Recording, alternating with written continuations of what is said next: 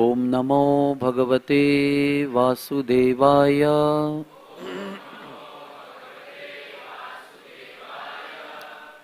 ओम नमो भगवते वासुदेवाय।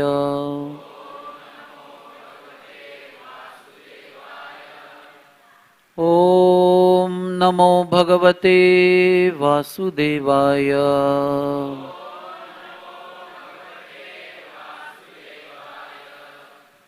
नारायणं नमस्कृत्य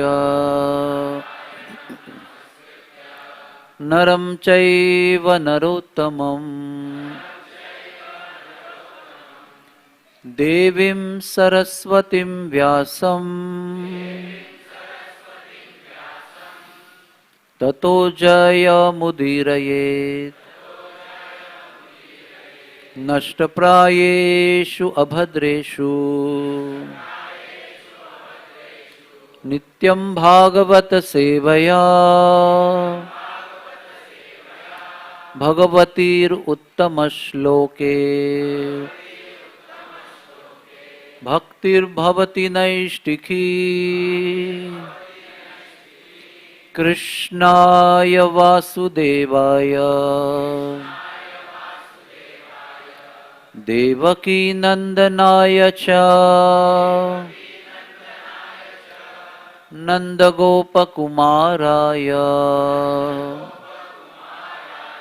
गोविंदाय नमो नमः।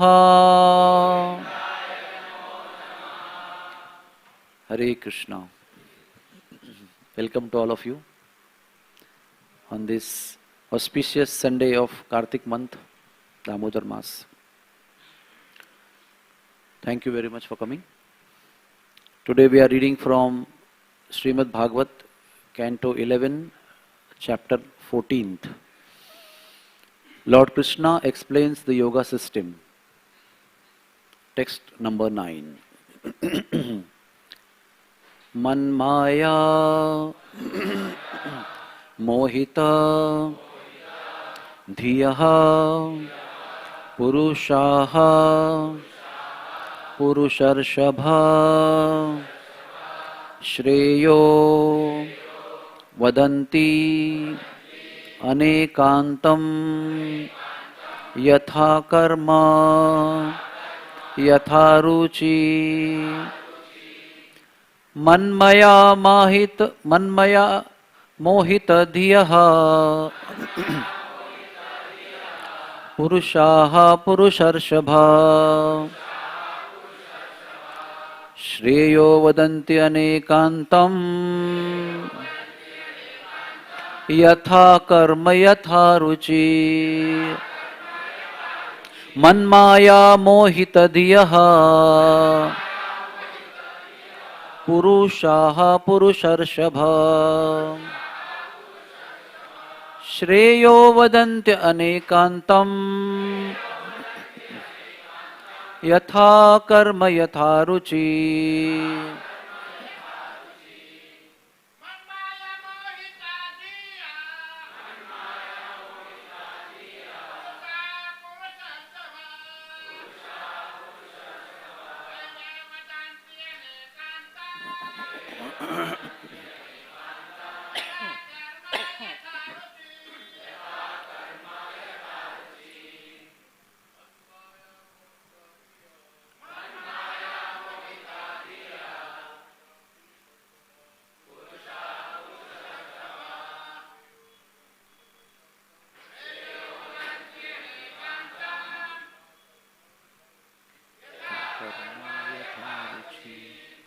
Ladies,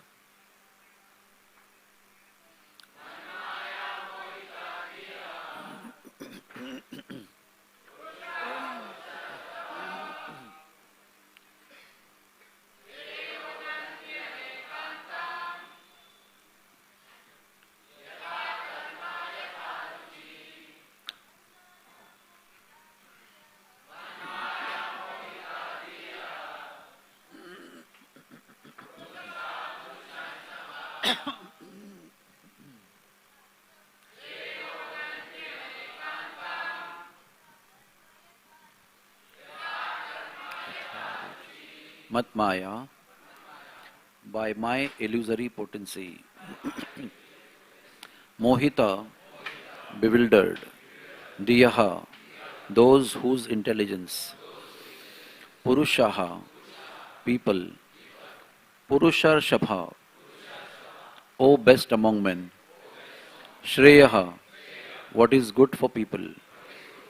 Vadanti, they speak. Aneka anantam, in innumerable ways. Yatha karma, according to their own activities. Yatha ruchi, according to what pleases them. Translation: O best among men, the intelligence of human beings is bewildered by my illusory potency, and thus, according to their own activities and whims, they speak in innumerable ways to actually, they speak in innumerable ways about what is actually good for people. Purport: unlike the Supreme Personality of Godhead, the individual living entity is not omniscient. That means full of knowledge. Therefore, his activities and pleasures do not represent the whole truth. According to one's individual way of doing things, yatha karma, and one's personal preference, yatha ruchi, one speaks to others about what is good for them. Everyone thinks what is good for me is good for everyone. Actually, the best thing for everyone is to surrender to the Supreme Personality of Godhead, Lord Krishna, and thus realize one's eternal nature of bliss and knowledge. Without knowledge of the absolute truth, many so-called learned people are whimsically advising other whimsical people who also lack perfect knowledge of the actual goal of life. Om Ajnanatimirandhasya Jnananjanashalakaya Chakshurunmilitam Yena Tasmai Sri Guruve Namaha.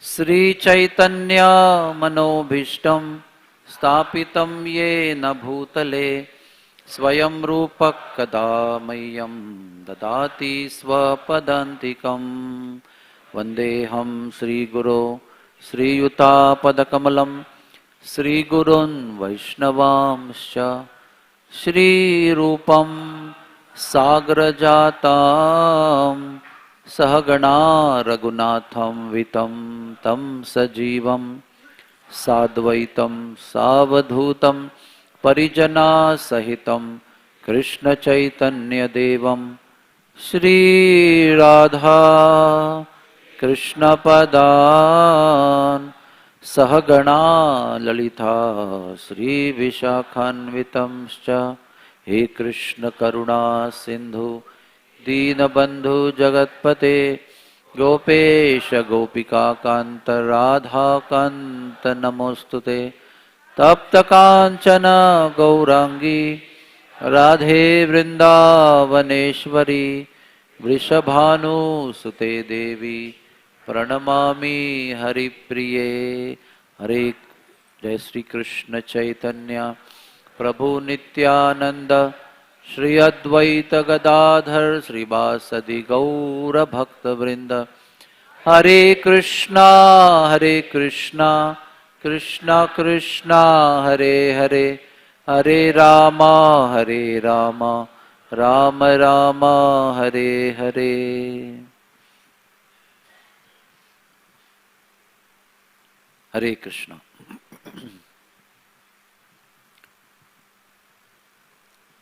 We can put this fan off, please. So,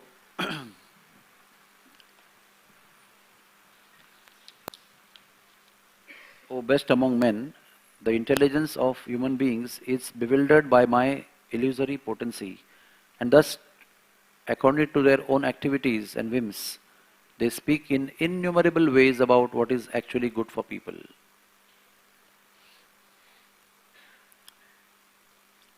When the living entity falls down from spiritual world, many things happen. It is the most unfortunate moment of our existence that we left the spiritual world. As soon as the living entity falls down in the material world, he or she achieves a gross body and subtle body. 5 senses of knowledge and 5 senses of action are incorporated in that by the manipulation and combination of 5 elements, Pancha Mahabhut. Ears, eyes, nose, skin and tongue in the group of Indriyas for knowledge, Jnana Indriyas, and hands, legs, belly, Kantha and Jananendriya, genitals, in the group of 5 senses of actions. They cover the soul on fall down. Then we receive subtle body of mind, intelligence and ego. And the ego in this situation of fallen down from spiritual world is only one thing, just to enjoy separate from the Lord, not in accordance with the Lord, independent of the Lord for personal sense gratification, looking for everything in the universe, in the creation for my happiness. That is the whole crux of the matter here, the essence of our existence. And then, as per the body that we have received in the world, immediately 3 modes of material nature and 3 kinds of miseries are inflicted upon us. Sattva guna, Rajaguna, Tamoguna, and Adhyatmik, Adhibhautik and Adhidaivik miseries. No one is free from that. Apparently somebody may be in the position of controlling the whole world, or leading the country of the whole world, who leads the world. Still, 3 kinds of miseries are not, he is not saved from 3 kinds of miseries. And inevitably, the activities of all of us, or the person who has fallen down from spiritual world, is under influence of the 3 modes of material nature. Either is acting under the mode of goodness, or sometimes passion, sometimes ignorance, sometimes combination of any of the 3 things or all 3 together. Very manashashtyani indriyani prakrutishtani karshati. It means while acting under the influence of the 3 modes of material nature, at the very time he thinks I am the controller, but is driven by the 3 modes of material nature. And in these situations, when he is thinking he is a controller, he is thinking he is independent, and is acting still under the full control of the 3 modes of material nature and the 5 senses and the mind, his intelligence gets bewildered because of the contamination of the self by desire to enjoy separately. And in that bewilderment, one thinks from his own point of view and makes his own philosophy with that bewildered intelligence. Today it is very common, you don't have to become a Muni to have your own philosophy. Everybody in the train, in the office, they will say, this is my philosophy. This is what I think. This is what I believe in. This is what I live with. You don't have to have following also. You are your own following. Everybody, even a carpenter, even a mason, even everybody has his own philosophy. Just simply symptom of the bewildered intelligence. And how it is? Whatever work one does, one develops philosophy accordingly. And whatever one likes or prefers or enjoys, that is the ideal way of life. If I enjoy this way, this is the way of enjoyment. Yatha karma, yatha ruchi. And unfortunately, whole the world today is run by such bewildered people. unfortunately. We are the victims of the control, the rules and regulations, the laws made by such bewildered people. With this bewildered intelligence, people think, he is my friend and he is my enemy. What it reminds us? Shanda and Amarka. They were teaching Prahlad how to identify an enemy and how to identify a friend. But Prahlad denied to accept such philosophy. That is because his intelligence was not bewildered. And Shanda Amarka's intelligence was bewildered by the influence of Hiranyakashipu, who was guiding them to train the students in the Gurukul. And all this, he is my friend, he is my enemy, is based on keeping the self in the center and the self-interest in the center. There is nothing else but self. Selfishness is in the center. That's why such kind of thought process takes place. Then, with such bewildered intelligence, what happens?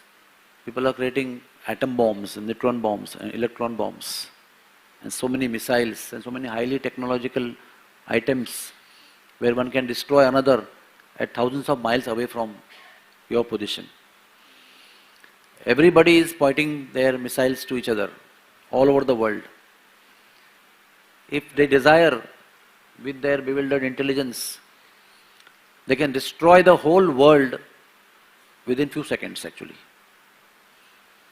This is the result of all this independent living, desire to sense gratification, desire to act whimsically, desire to act for the self-interest, desire to differentiate us from others, keeping ourselves in the center. This results in these destructive activities, like creating bombs. And not only it is destructive to others, but to the self also. That is Atma Klesh, Adhyatmic miseries that we go through. And then, along with creating means for our destruction, they also happily create their own philosophical path for so-called welfare of everybody else.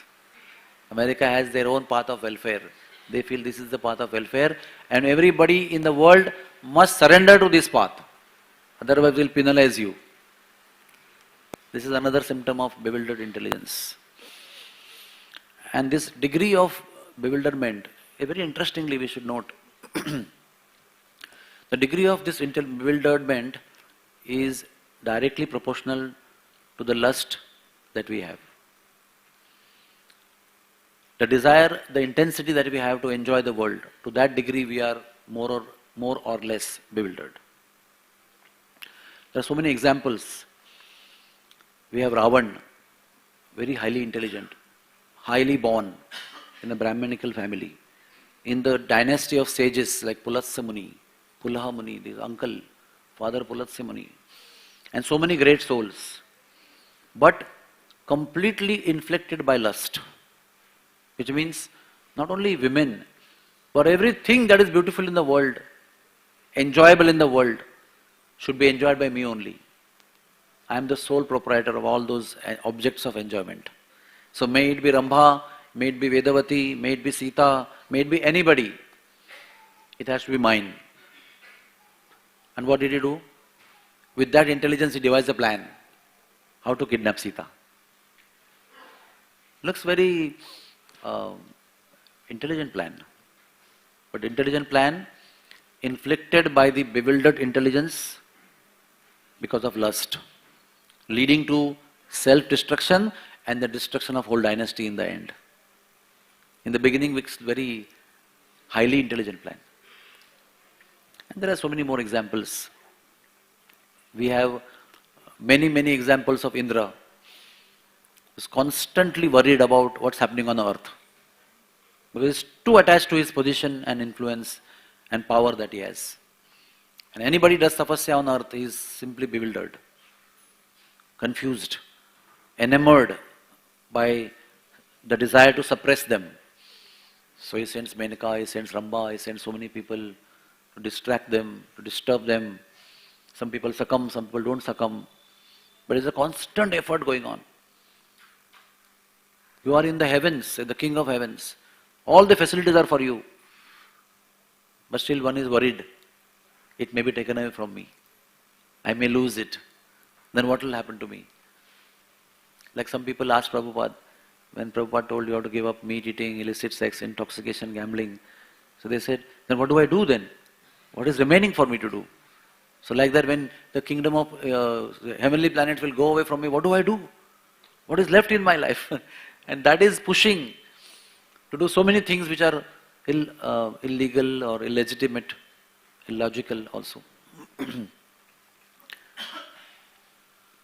So, in the whole material existence, this is what is happening with all of us to more or less degree. To the degree we are surrendered to the Lord and His devotees and their instructions, to that degree our bewilderment goes on decreasing. And to the degree we deny obedience to the rules and regulations given by the Lord, we get more and more bewildered, even in the name of being devotee. We have to understand this is a very subtle science. When we are bewildered, when we are clear, very difficult. So that's why we require constant company of devotees, who will time and again tell us, no Prabhu, not this way. Yes Prabhu, this way. Yes Mataji, Prabhuji, this way. Don't do this, this is not good. And if we have faith and we obey them, then the layers of bewilderment will be taken off. Cheto Darpana Marjanam. So how to purify this bewildered intelligence?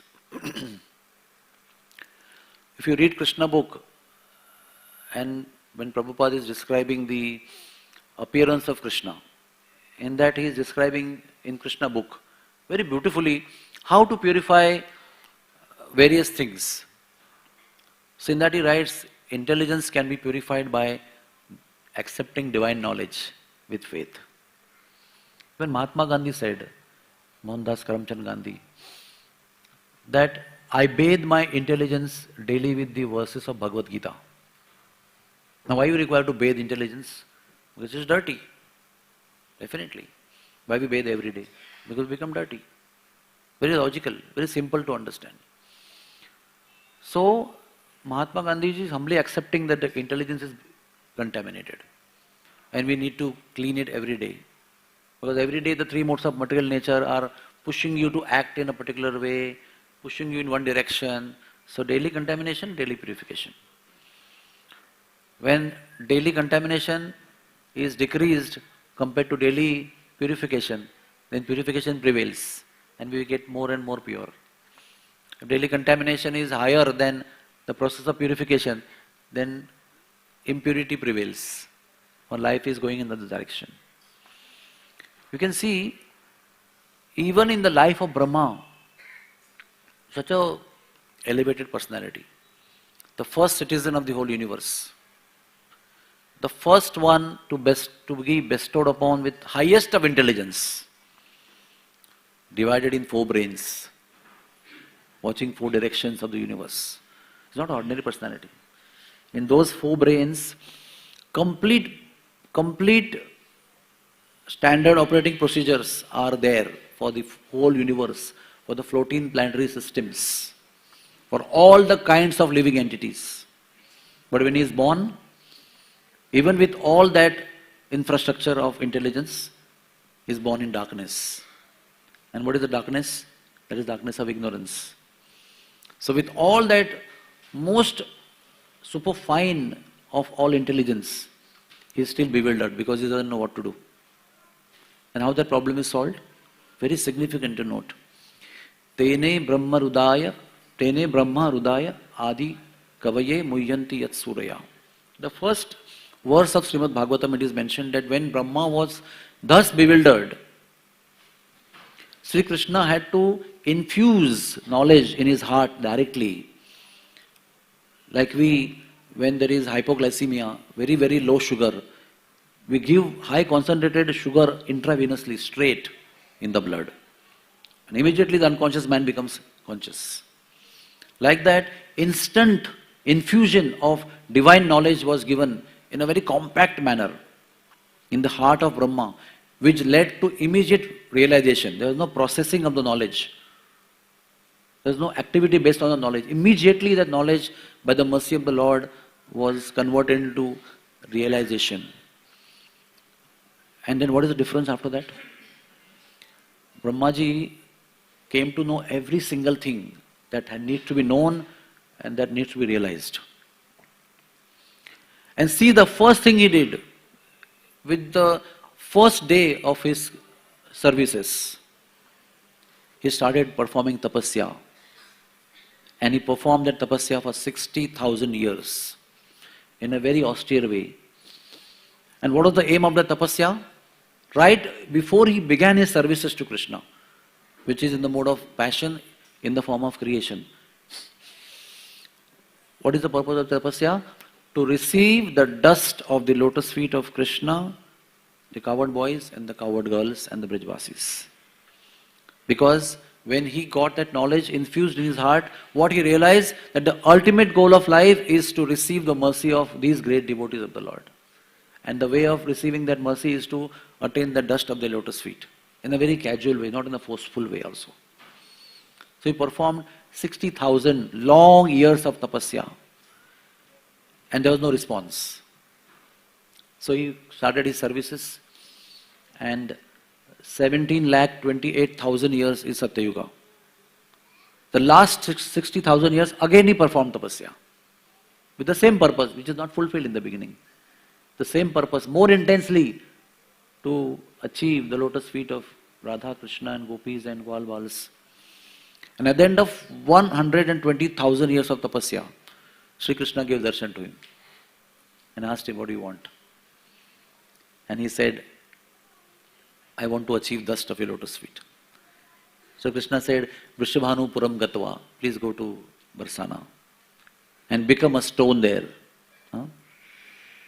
There are only two tapasyas in the whole creation till now, which have been performed for demotion, not for promotion. Usually why we do tapasya? So from a lower level we want to go to a higher level. In a better position we want to be. We give up television and going on the seashore and walking and doing time pass so that we study hard and we get admission in professional college. So always a higher aim is in mind. And here, Lord Brahma is in the highest position one can achieve. And he is doing tapasya for such a long time to become a stone which is inert. No movement and nothing. So, the intelligence, when it is purified, this is the result. The instant realization that I need to achieve the dust from the lotus feet of pure devotees of the Lord. And the Lord himself, of course. So we can see, as soon as we cultivate knowledge, this divine knowledge, transcendental knowledge, once intelligence gets purified, and immediately the mind and actions also get purified. You act in a best possible way, which is according to the welfare of the soul. The real welfare of the soul, not the whimsical, illusory welfare of the soul. One understands the difference between karma, vikarma and akarma. This is a sign of the purified intelligence. We know what is our duty. We know what is to be avoided, what kind of activities should not be performed by us. And we also understand how to perform activity to only please the Lord and His devotees and do not get inflicted by the bondage of the fruits of action. This is intelligence. This is called true intelligence. And this intelligence is given to every human being. We choose to contaminate it with lusty desires or desires for sense gratification, or we choose to become a devotee and receive this purified intelligence. So this is Brahma's journey from position of Brahma to a mountain. And thus he has become the Brahmachal in Barsana, constantly taking the dust of everybody on his head. And not only that mechanical activity of taking the dust, but he is also melting in ecstasy when he is receiving the dust of the gopis and Krishna and Radharani on his head. Without knowledge, even greatest intelligence can be bewildered. So it is not important that we have higher intelligence or higher IQ. Because without proper knowledge, higher IQ means higher bewilderment. Because you see these terrorist people, they are highly intelligent people. Sometimes they are much ahead of the world's advancements. But because of the impurity, they are destructive even in a proportionate way, higher way. So higher IQ, higher bewilderment. Now with this discussion about intelligence, which is extremely important because intelligence is guiding the mind and mind is guiding the senses. Senses do activities. Activities create fruit and the fruit binds us, which is actually the cause of repeated cycle of birth and death. When intelligence is purified, the mind does activity which are in the welfare of the soul through the senses, and the fruit is not binding you and us, and thus we get liberated from the bondage of fruits and the cycle of birth and death and go back to Godhead. So intelligence is very important, very key part. Intelligence is guided by us when we decide to live independently of the Lord or decide to be under the obedience of the laws of the Lord. With this we go to now Uddhav, the great Uddhavji Maharaj. Such a magnanimous personality. And if you talk about intelligence, he was having such super fine intelligence. He was a disciple of Brihaspati. He had received all that knowledge from the best of teachers in the whole universe. Like Vishmadev is a disciple of Brihaspati. He was in that class, that category of people. He was cousin of Krishna. He even looked like Krishna. He had blue color. That is why when Krishna sent him to Vrindavan, he gave him his mukut. He gave him his chariot, dressed him like him, and sent him to Vrindavan. Because there was such resemblance between him and Uddhav. Uddhav was very close friend to Krishna. Uddhav was also in official way minister, advisor to Krishna in the assembly of Dwarka, in management. He ate with Krishna, he dined with Krishna, he slept with Krishna, he joked with Krishna, he went with him everywhere, wherever he went. He was always with Krishna. So much love also he had for Krishna. In one sense, there is nothing more to be achieved for him. He was so close with Krishna. Even he would see what is next to achieve now. I have already achieved the highest position. But still, this was the part of his Aishwarya Buddhi. What is Aishwarya Buddhi? I mean understanding of the Aishwarya aspect of the Lord. He had the full understanding of the Lord's opulence, Lord's position. He had love for the Lord also, with full cognizance. He was not an ordinary soul, he was an extraordinary soul. But still Lord knew, even though everything is achieved and nothing more to achieve, there is still much more to achieve. Like in our hospice, when the doctors say, the general medical doctors say that, okay, the patient is too serious and nothing we can do, please take him home and pray to the Lord. And that is the time the hospice takes over and there is lot and lot to do from that point on till the point of death. So when the Aishwarya Buddhi achieves its ultimate results, from there the beginning of Madhurya Buddhi starts. If one is ready to relinquish that Aishwarya understanding of the intelligence. And Madhurya Buddhi is superlative to Aishwarya Buddhi. So today we'll discuss about this. So Krishna sent him to the University of Advanced Love, which happened to be in Vrindavan. Which even people did not even know that exists. Even Uddhav is such a highest of intelligence personality, disciple of Brihaspati, didn't know that what is this being sent for in Vrindavan. With all his intelligence and realizations and practices, that he was a very, very advanced soul, very sincere soul, no contamination of sin or desire to enjoy independently. He was a surrendered soul to Krishna. So when he was told that this is letter, please go to Vrindavan and deliver it to all the Brijvasis, to Nanda Baba, Yashoda, to coward boys, my friends, to gopis. So he knew that the situation is like this, that they are totally in separation, they are in crying condition, they are beating their chest, they are not eating anything, they are simply crying, crying and crying. Sometimes they become like pictures. Nothing moves except the tears on the eyes. Rest everything is standstill. Chitrapat, stabdata, stambha vikar. Very, in one sense, very pathetic condition externally. Internally very blissful, but externally very pathetic to those who see them in this condition. So all the orientation was given before the job description was given. And he, because he was very highly intelligent, he also made a plan. This is how I will tackle the situation and fulfill the desire of my Lord for which he is sending me there. He had all knowledge. He had knowledge of all kinds of yogas. He knew where to apply that variety of knowledge, in which cases to apply. He knew everything. So he devised a plan that I will teach yoga to gopis. And I will pacify them. Because one who is too much in sorrow, when he does pranayam, elongates his breath, he gets control over his emotions. And we can expect that person to become peaceful and deal with situations in a balanced way, rather than getting swayed by the waves of unbelievable, uncontrollable emotions. Even when we do yoga also, we study these things in a philosophical manner. In the yoga books this is mentioned. It gives controlled mind, pacified mind, with which you can think about the goal of life.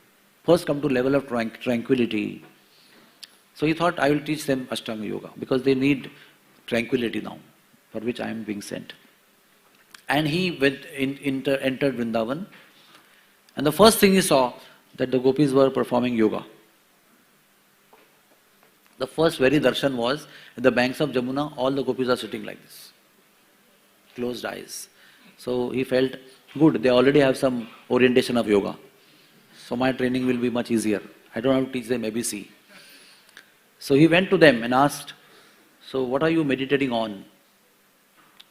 He said, we are not meditating on anything. They said. First, googly answer. So what are you doing? He's sitting in this lotus posture. He said, we are trying to forget that we are remembering always. We are trying to take that Krishna out of our heart, who has gone inside, so much inside. They explained to him that our heart was very simple and straightforward. But that heart fell in love with Krishna. And he is crooked. So to adjust him in our heart became crooked. And now he has left us. And now we are struggling to take him out of the heart. That is what we are trying to do in our yoga. So immediately Uddhav understood that this kind of yoga I didn't learn.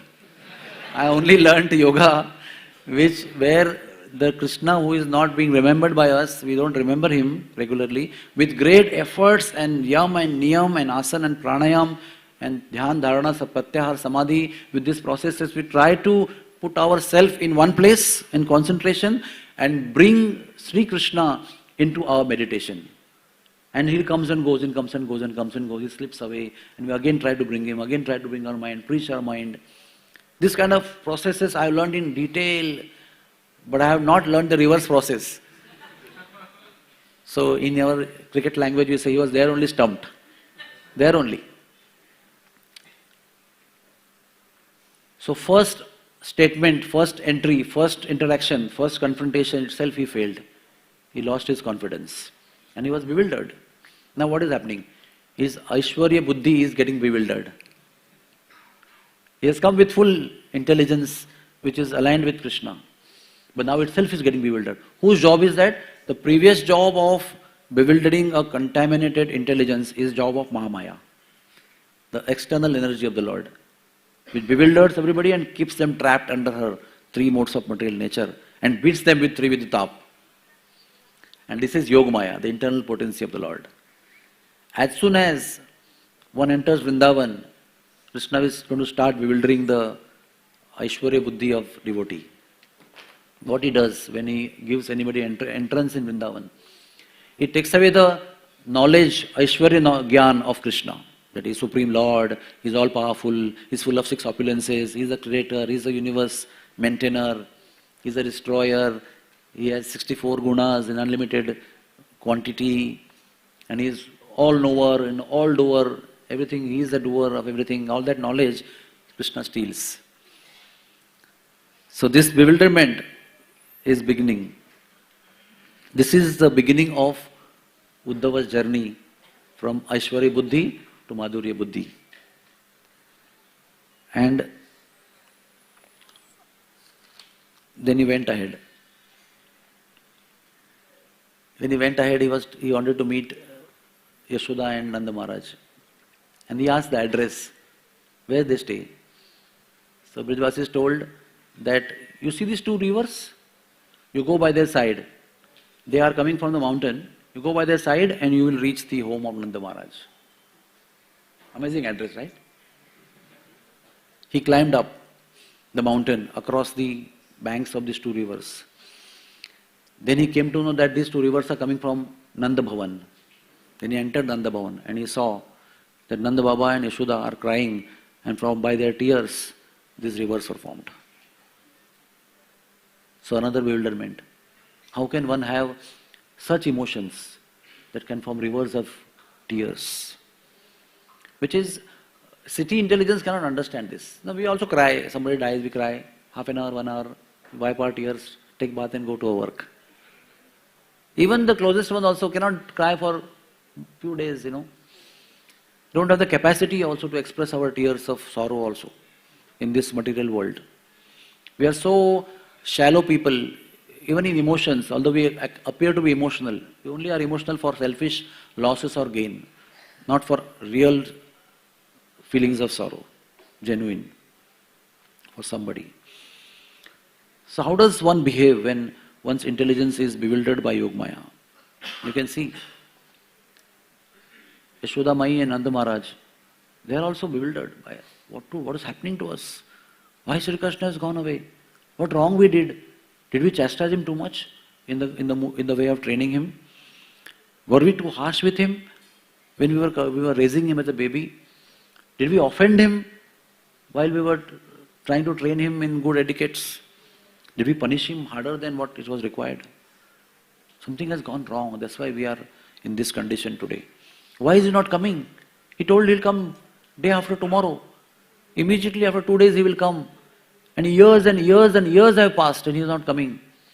And some messengers are coming in between. And he is asking the same question. Why is he not coming? Why is he sending you? What is wrong? Is he remembering us? This is all bewildering for them. Does he remember our butter? Sudha is asking. Who is giving butter to him? Who is feeding him? Is he all right by health? These kind of questions they are asking. This is a symptom of bewilderment of intelligence by Yogmaya, which is entering the door of the most intense love one can have for the Lord. Because when one wants to love the Lord and he has intense feeling for the Lord, the knowledge of the Lord is also a hindrance in developing that intense love, that he is Supreme Lord. But when that knowledge goes away, then that love magnifies in a different direction, in transcendental direction, which will make the coward boys jump on the shoulder of Krishna, which will make the coward boys punish Krishna when Krishna loses, which will make coward boys to make him give round on shoulders for long distance. All these things they would not do if they would know he is Vishnu. They will start offering obeisances. Same thing Yashoda Mai did. When he opened the mouth and she saw in the mouth, oh, he is Vishnu, looks like he is Vishnu.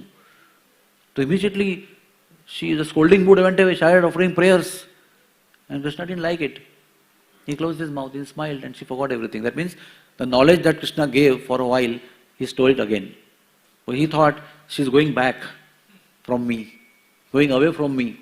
And I don't want that to happen. I want to experience that love from her without any hindrance of this kind of Aishwarya Gyan of myself. So he steals that. And again she goes back into, she again advances towards Krishna in that Vatsalya. And he is very happy, extremely happy. Why he has come to Vrindavan in first place? He has got so many unlimited Vaikunthas which he is enjoying in. So much opulence, so much servants, so much of provisions, so many powers and capacities. But a person who is too famous and too opulent and too powerful and too beautiful, he also needs his own space where he can live without all these things, the aura of all these things. Like a famous cricketer, if he wants to buy socks in Mumbai, can he buy socks in Mumbai? Everybody will run behind him. He can't even choose, he wants to buy blue socks and he will not even see blue or green, not even one pair of socks he can see because everybody is harassing him. So where he'll go and buy socks? He'll go to the country where nobody plays cricket. And then he can go and choose what kind of socks, he can bargain with them and so no one knows him there as what he is. So similarly, Lord wants to come and enjoy in his own space. He wants to be himself and he wants to enjoy something which is not there in Vaikuntha, which is love beyond Vaikuntha, which is there in Vrindavan. That's why he says, I have given up all the opulence of Vaikuntha to come and steal the butter and buttermilk of these gopis. Even from Aishwarya point of view, this buttermilk and butter also belongs to him only. But the love behind butter and buttermilk is the original love from the Brajvasis. He wants to enjoy that, he wants to relish that, he wants to immerse himself in that. That's why he sacrifices even his position of being the Supreme Lord and he comes to Vrindavan Dham. And for that experience of himself, he has to engage Yog Maya into bewildering the devotees of their Aishwaryagan. Otherwise, his very purpose of coming to Brajbhumi is getting smashed there only. That is the intricacy of Vrindavan Dham. Then you see gopis, okay, let me complete about Nanda Maharaj Yashoda. So Nanda Maharaj Yashoda, when he saw, he got completely bewildered. Second defeat. He gave some letter and they read that letter and they were absolutely talking in such words and such. He was like unable to understand what kind of love is this. I thought I loved Krishna. I loved him so much. I'm so close to him. I'm with him every moment, not a single moment I'm separate from him. And whatever moment I'm separate from him, I'm immersed in his thoughts. I eat with him, I dine with him. I thought I loved Krishna. But I don't have this love that they have while being so far away from him, crying in separation. They have him more than I have him. Their love for Krishna is millions of times more than what I have in my heart right now. I'll give you another story of Nanda Baba's love. In short, of course, a long story, but the painful most moment of Nanda Maharaj's life was when he heard Krishna asking Vasudeva and Devaki, so mother and father, what is your desire? I didn't serve you. Whatever you say, I will do. And Vasudeva and Devaki said, stay here only. Yes, my dear mother and father, I will stay here and do whatever you tell me. It's such a simple discussion, like thunderbolt to the heart of Nanda Maharaj. That means I have to go without Krishna. He almost collapsed over there with the thought that I have to go without Krishna. That means Krishna will not come back. That means how many years, we don't know. Gurukul and so many other formalities are remaining. That's what Devaki mentioned. That means so many years will be there. How will we live without him? But he came and met Nanda Maharaj and told, as soon as I fulfill my duties to my parents, I will come back. And he started moving. He halted at one place because he could not move further. His legs were very heavy. He just couldn't move. He didn't have the courage to face Yashoda Devi. Finally reached, it's a long story, but Yashoda Devi was like anticipating they will come running, Mommy, give me butter, where are you? I'm very hungry. But she didn't hear that. She heard him coming. So she, from distance only asked, so where are Krishna Balaram? No response. Didn't you hear? I'm asking you, where are Krishna Balaram? Where are our loving children? No response. Then he came close to her. He sat down and she was asking, didn't you hear my question? They didn't come.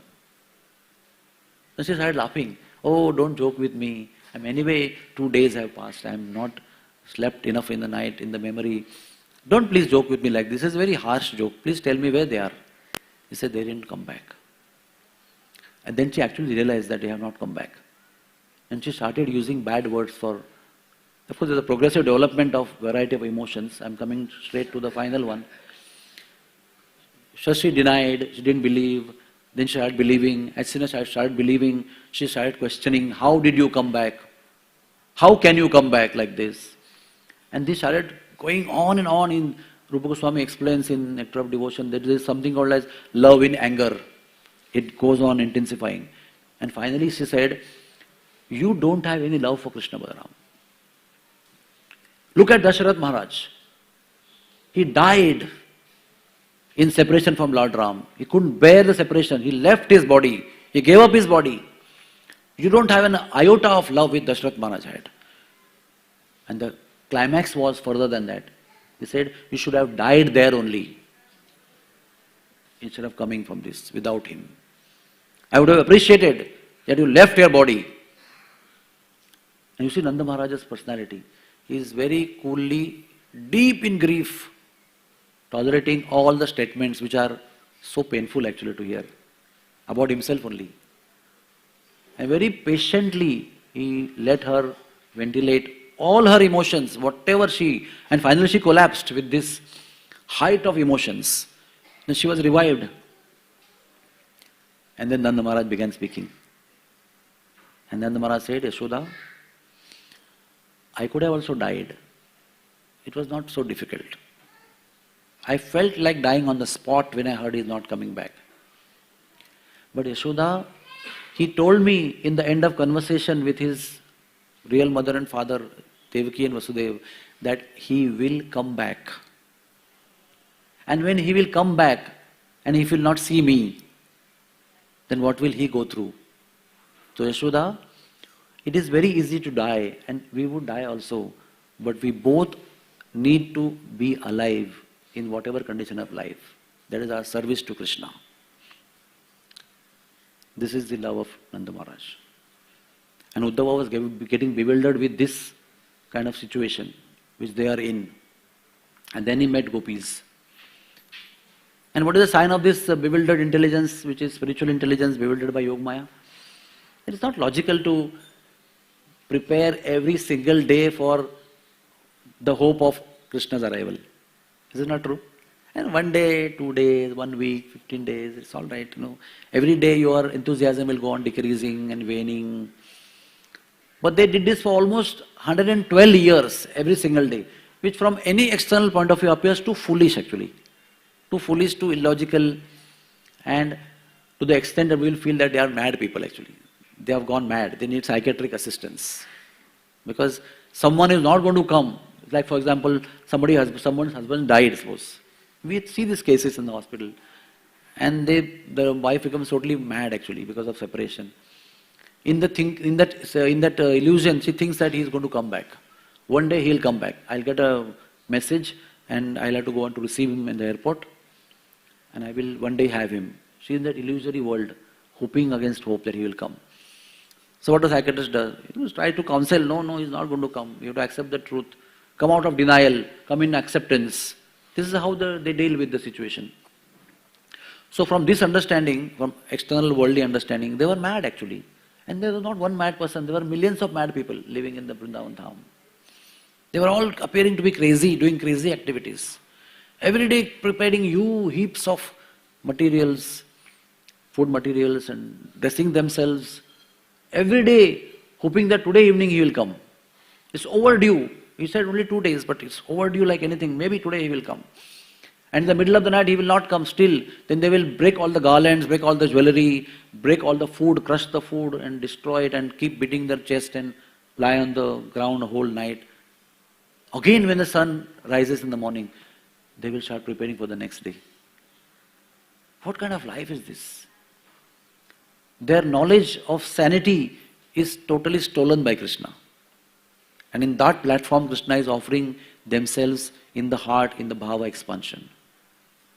And that is the result of that experience, what they are going through.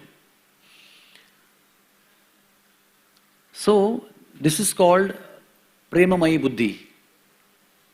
When that Aishwaryamayi Buddhi, Aishwarya is given up or taken away by the Lord's mercy, by the power of Yogamaya, by the assistance of Yogamaya, this Premamayi Buddhi develops. And then such activities come. Even gopis decided to stay alive for the same reason, because they also heard the message he is going to come. They said that there is a bolt, our animal, the animal of our soul is in this house of separation, which is on fire of separation. And animal should get out immediately. But animal is not getting out because there is a bolt. The bolt says that he will come. His promise is a bolt. So we are bolted by the promise that he will come, and that's why we have no choice but to keep burning in the house of separation. That is our situation.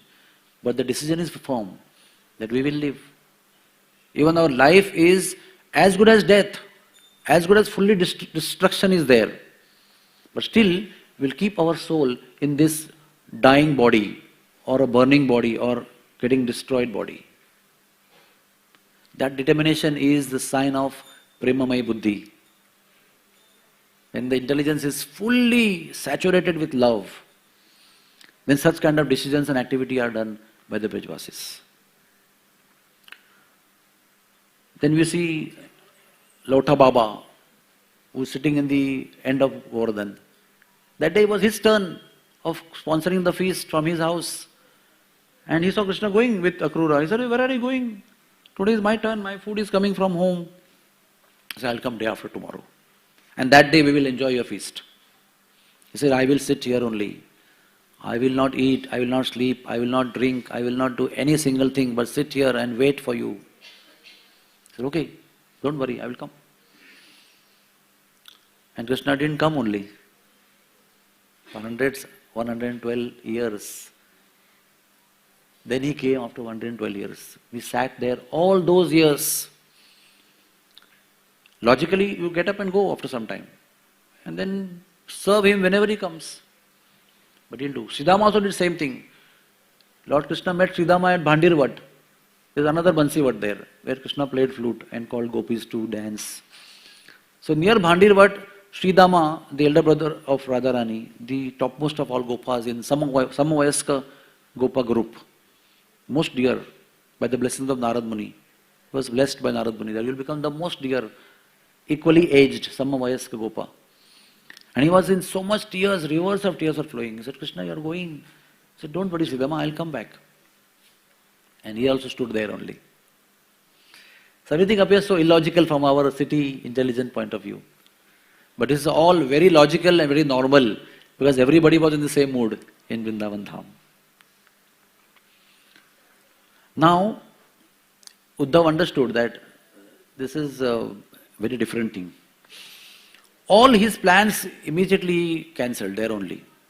Because he understood that this is like if you have typhoid and you give some vitamins, then how do you cure typhoid? Immediately you come to know, okay, I came with some nutritional supplements, but something else is required here. So he immediately dropped his plan of treatment.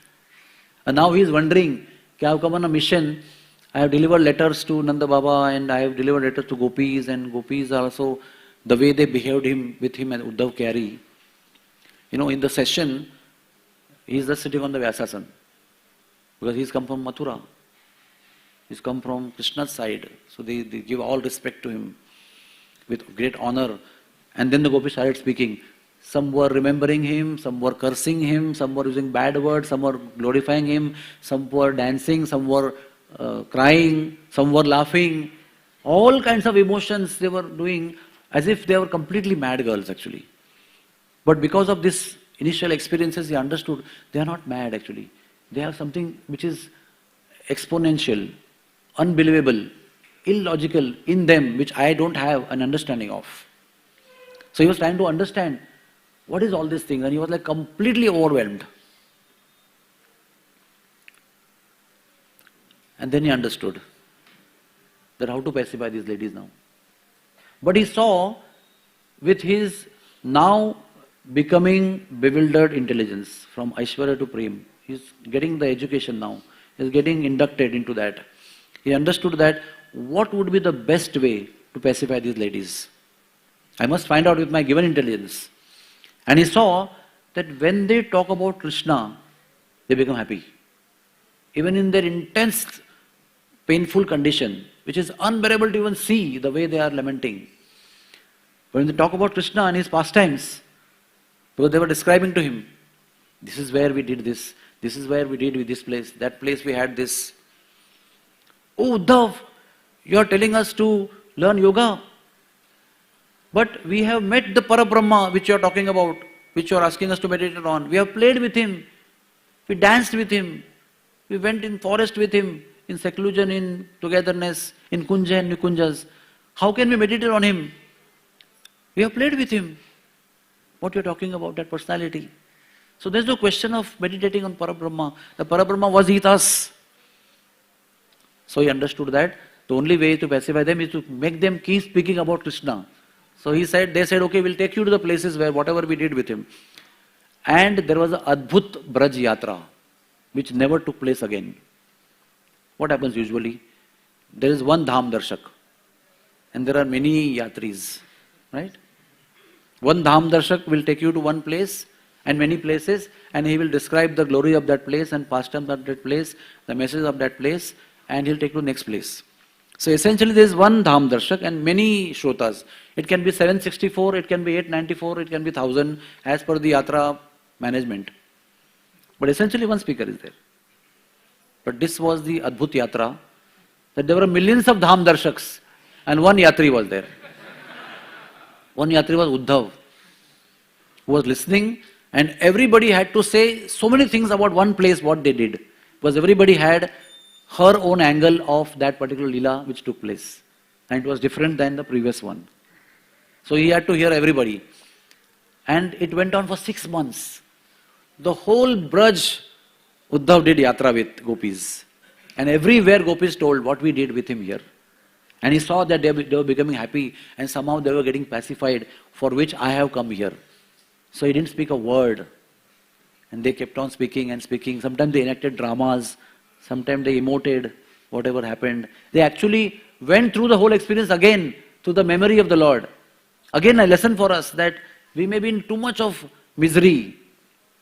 But if we go through the experience of memory of the Lord, then our miseries are gone away. So they were in the misery. The condition of misery did not change. But when they were in absorption of the memory of the Lord by the way of describing the pastimes with him in a particular place, they appeared very jubilant. And he wanted them to continue in the place of, in the situation of jubilance. So he went on traveling, and at the end of 6 months, he came to conclusion, I have no love to Krishna, for Krishna. With all the Aishwarya Buddhi, he thought that he has good amount of love for Krishna. He loves Krishna, he knew that. But after this 6 months tour of Vrindavan, he came to conclusion he has no love for Krishna. Sign of Premamayi Buddhi. He was sent for a couple of days to Vrindavan, but he extended without permission for 6 months. He was just soaking and soaking and soaking to understand what is all this about. How do I understand this? This kind of things are not there in Mathura. We don't experience these things. We don't feel these things. This is something unusual. What Krishna has done to them here, what he has given them here, which we don't have in Mathura. All kinds of thoughts were getting clogged in his heart, in his brain. And with that feeling, he came to a conclusion. What is the result? Now, result is very important. With all this education in the University of Advanced Love, what is the conclusion? What is the certificate? The certificate is, he decided to become a blade of grass in Vrindavan. This is the conclusion of the certificate of University of Advanced Love. The second personality who wanted to demote himself from the highest position of closeness with Krishna to, I will explain to you. All the gopis were telling, you are so fortunate. You are with Krishna. We are not with Krishna. You are eating with him. We are away from him. We are hankering for him. You are always dining with him, always moving around with him. You are so fortunate, oh Uddhav. And he was understanding with this Premame Buddhi how unfortunate I am. That I feel I have Krishna, but the way they have Krishna, I don't have. The way they love Krishna, I don't have iota of that love. So what they are saying, exactly opposite is feeling. Just see. They are making one statement, exactly opposite inference is there in the heart of Uddhav. And this culminated in saturation, this kind of thoughts, which made him feel that I want to and I must take the dust of the lotus feet of all these gopis. And that too, I do not want to embarrass them. See the humility that Uddhav developed. Because if I ask them, I want your dust, they will be so embarrassed because you are Uddhav, you are so close to Krishna, you are so fortunate, you are such a respected personality, you are a disciple of Brahaspati, such an honorable personality, such a highly positioned personality, how can we give our dust to you? So even that feeling he didn't want to give them. He said, I will take the dust for sure, but I can understand that the way of achieving the dust of these gopis' lotus feet is to become blade of grass in Vrindavan. Because I saw when I was doing yatra with them, they had no difficulty, no embarrassment, no sankoch on walking over the blade of grass. They were the ultimate epitome of humility, but they were walking on the blades of grass very freely. So that is the very simple position. Without embarrassment, I can take that dust which I need to develop that trace of that unlimited ocean of love. Prem Rasa Sagar, one iota droplet of that, not one drop also, one drop also some position, one speck of that drop of that ocean I want to achieve. He went to Krishna, gave all the report, and he came back to Vrindavan. That means what? What is the result of this yatra? That he gave up his closest position to Krishna and came back to Vrindavan far from Krishna. For which the gopis are hankering to go close to Krishna. He left the position of being close to Krishna to be far from Krishna. But in that being far from Krishna, he wanted to be closest to Krishna, the way the gopis were. And he performed tapasya at Uddhav Kund. There's a place just behind Kusum Sarovar where Uddhavji performed tapasya, austerities, very severe penances to achieve the birth of a blade of grass. And by the way, if you meditate on these blades of grass, when you want to make a garden in front of your house, there are many kinds of grass available. Variety of grasses available. Some are soft, some are harsh, some are big color, some are small size, some are very fine, some are very, very soft and softest of all. And we choose and then we cultivate the grass. But Gulmalata is kind of grass which is also very insignificant compared to all the other grasses. And he also wanted to become the lowest in the grass also. So he performed tapasya to become Gulmalata, which is there near Kusum Sarovar, you can find when you go there. All the tapasya he did, and he achieved the birth as Gulmalata at the banks of Kusum Sarovar. And there he received the dust of gopis on his forehead. So one will say he's foolish actually. He's demoted himself. But in that position, he never left Kusum Sarovar. Even today, Uddhavji is residing. One of those Chiranjeevi souls, like Ashwathama and Hanumanji, who are always in this world, living this world. And he's living at the banks of Kusum Sarovar.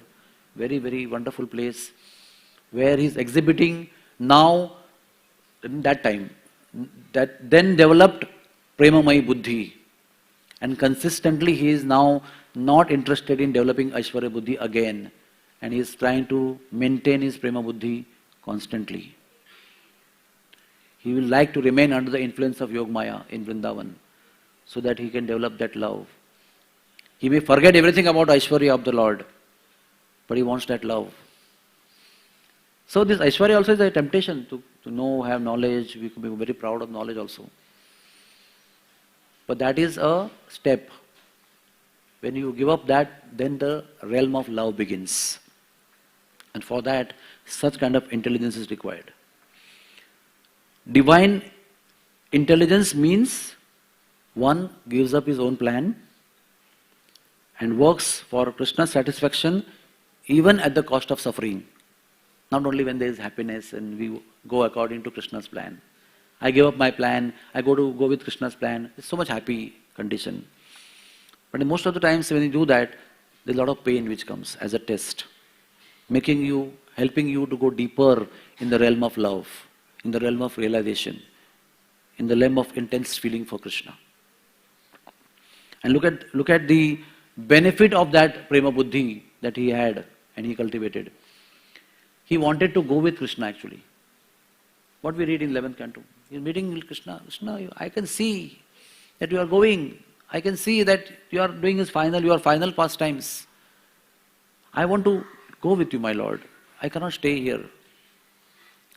But Krishna told him this wonderful Uddhav Gita. And he stayed back. He stayed back at banks of Kusum Sarovar. And he did most crucial service to Krishna because of that desire that he surrendered to of Krishna. What was Krishna's desire? Krishna knew that his wives will become very, very morose. They will become extremely painful condition of separation from the Lord. And they will cry like anything, and nobody will be able to contain their love. Nobody will be able to pacify them.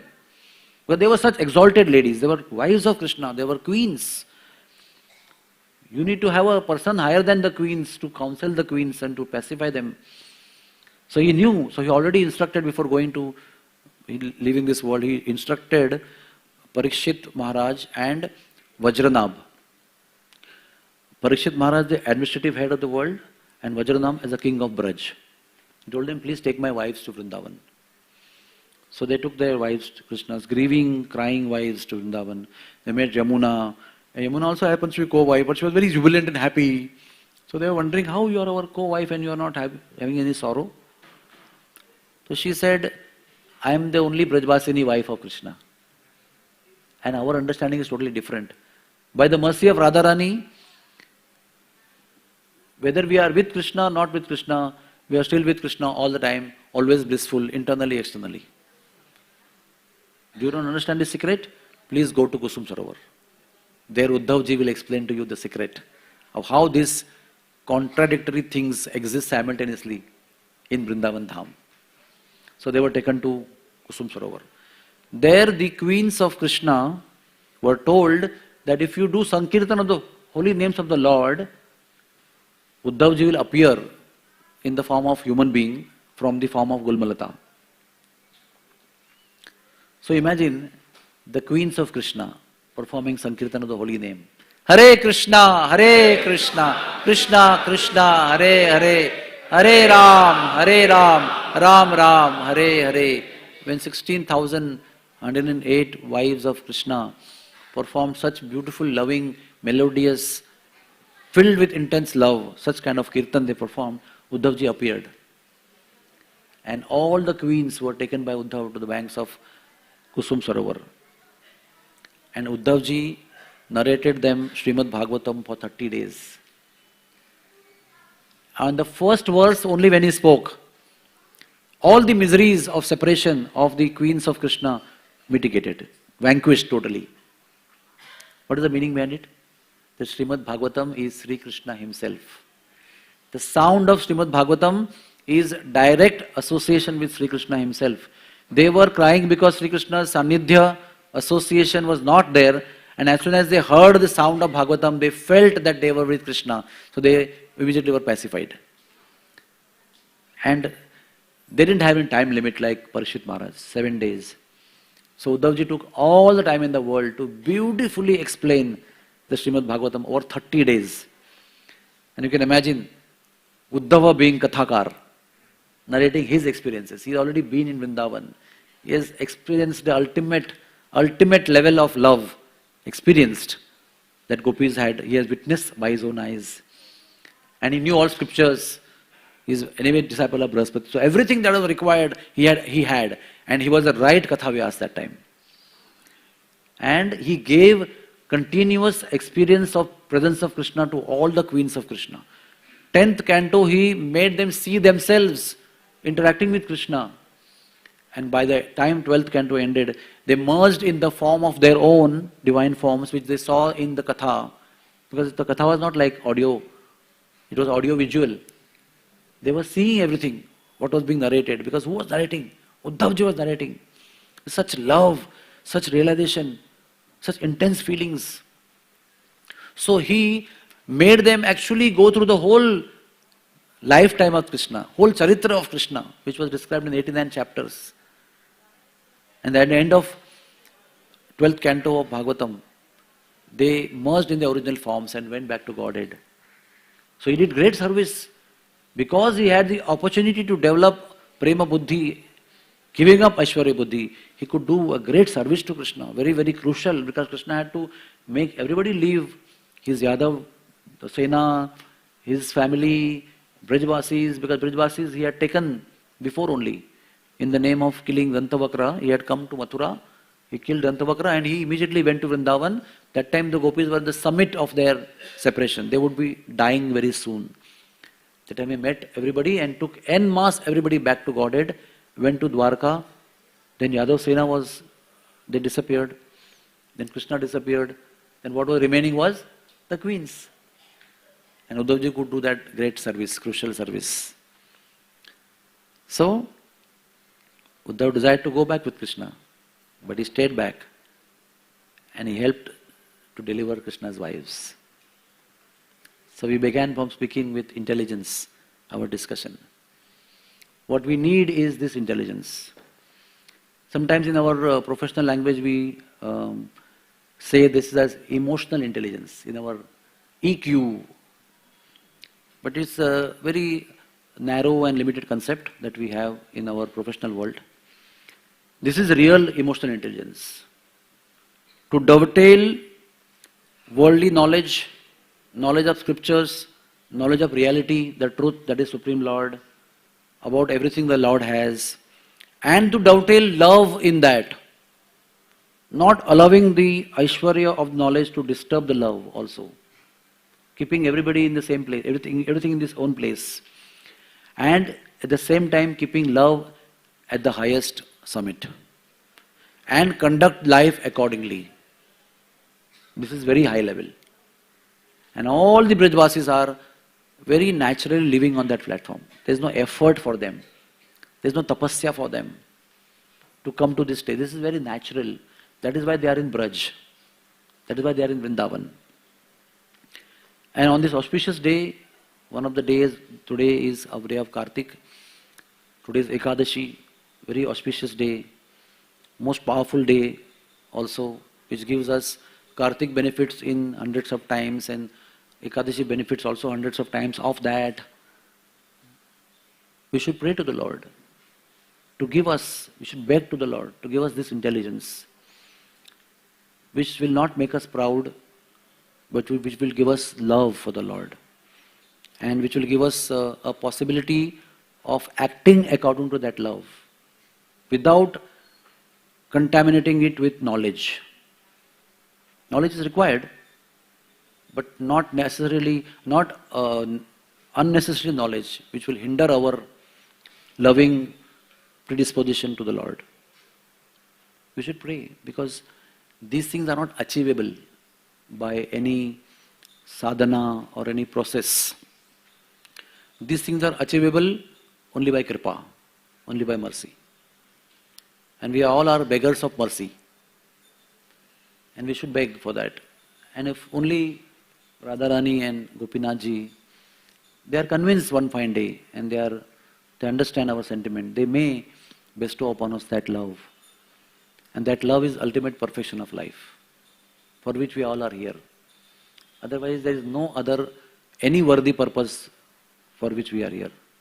We may think there are so many things to do, but they are not relevant to the purpose for which Krishna has sent us here as human beings. Krishna has sent us over here to give us an opportunity to develop love for Him and serve Him in that loving sentiment with that emotional intelligence that we have, to deal with that, our life on the platform of that love, unalloyed, uninterrupted love. Hare Krishna.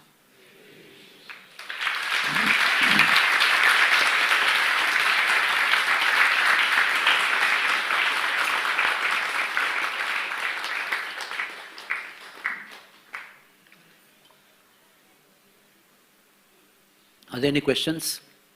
Anybody has any comments or questions?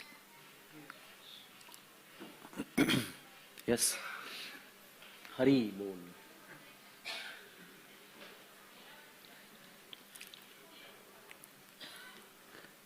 Yes, give me. I'll transfer.